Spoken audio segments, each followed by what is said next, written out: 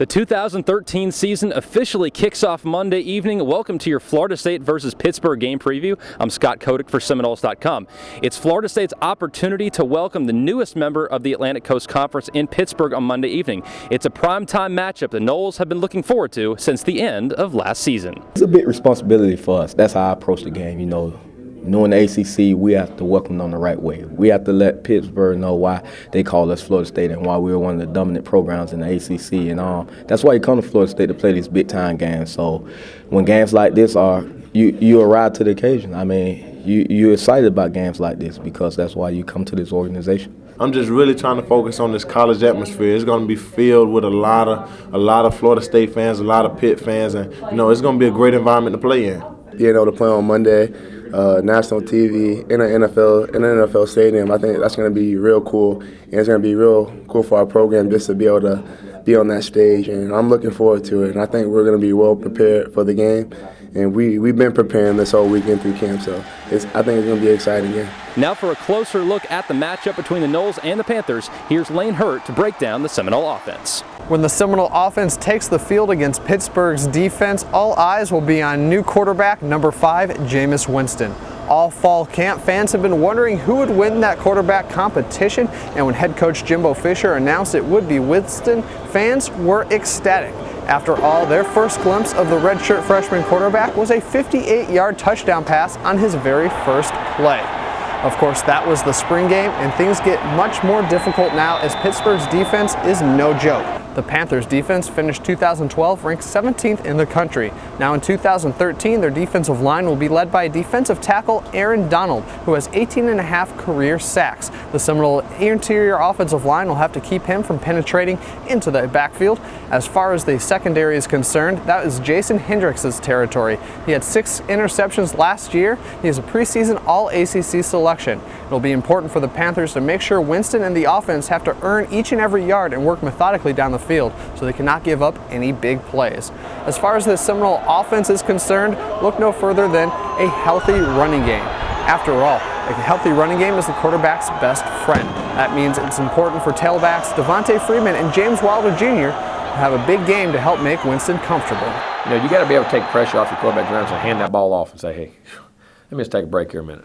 Hand it off, and somebody makes a run, somebody makes a play. That's a quarterback's best friend. I don't care if you're a great one or not great one. If you have to make 70 perfect decisions or 80 perfect decisions every daggone game as a quarterback, that can be tough. We need to establish the running game as soon as possible because that'll get the quarterbacks going. We need to put the quarterbacks in the best situation. Like if we run the ball on first down, we get 7 yards.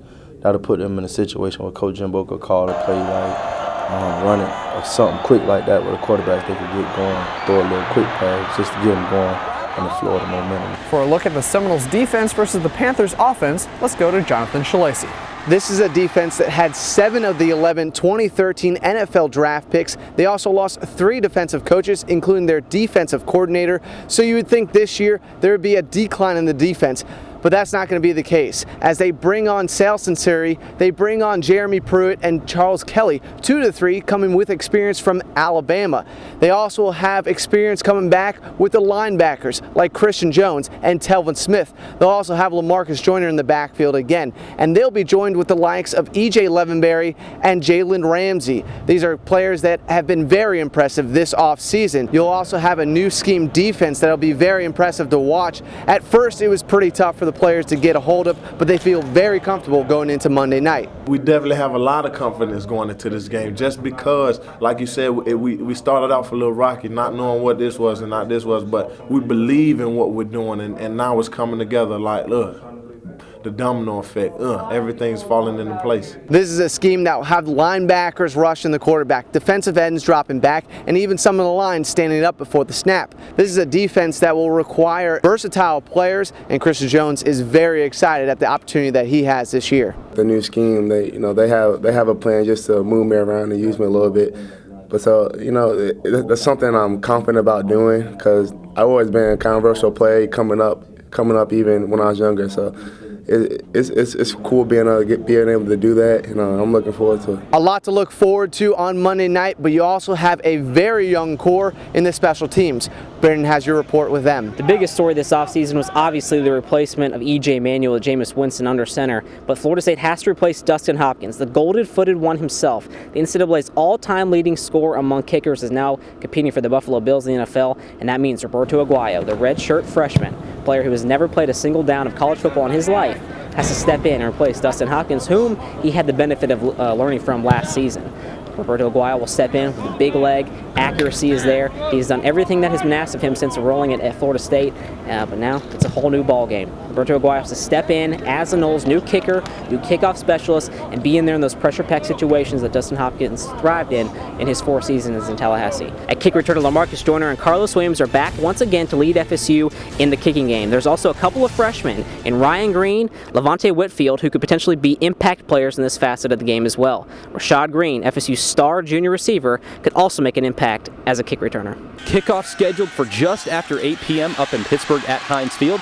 Seminoles.com will again have plenty of great pregame, during game, and post-game analysis. Make sure you stay with us for great written content, post-game video interviews, and of course, plenty of highlights. The 2013 season is just about to get underway. We can't wait. We'll see you up in Pittsburgh. I'm Scott Kotick for Seminoles.com.